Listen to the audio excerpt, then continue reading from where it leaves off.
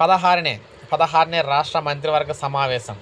ఈ నెల 16న తెలంగాణ మంత్రివర్గ సమావేశం అయితే కాబోతుంది. రాష్ట్ర మంత్రివర్గ సమావేశం ఈ నెల 16న సచివాలయంలో ముఖ్యమంత్రి రేవంత్ రెడ్డి అధ్యక్షతన జరగనుంది. ఇందులో మెట్రో రైలు ప్రాజెక్టు స్వాధీనం, ధాన్యం సేకరణ, ఎస్ఎల్బీసీ సొరంగం పనులు ప్రారంభం తదితర కీలక అంశాలపై చర్చించి నిర్ణయం తీసుకునే అవకాశం అయితే ఉంది.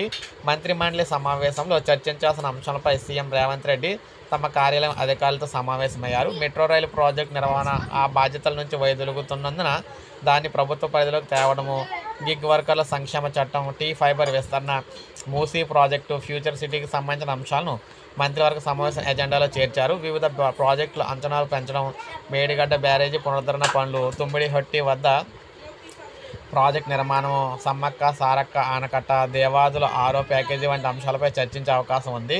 మంత్రి మండలికి నివేదించాల్సిన అంశాలను నీటిపారుదల శాఖ మంత్రి ఉత్తమ్ కుమార్ రెడ్డి అధికారులతో చర్చించి ఖరారు చేశారన్నమాట. సో ఈ విధంగా 16వ తారీఖున తెలంగాణ క్యాబినెట్ మీటింగ్ అయితే ప్రారంభం కాబోతుంది. సో ఇది అప్డేట్. ఒక లైక్ చేయండి, సబ్స్క్రైబ్ చేసుకోండి, మన ఛానల్ సబ్స్క్రైబ్ చేసుకోండి.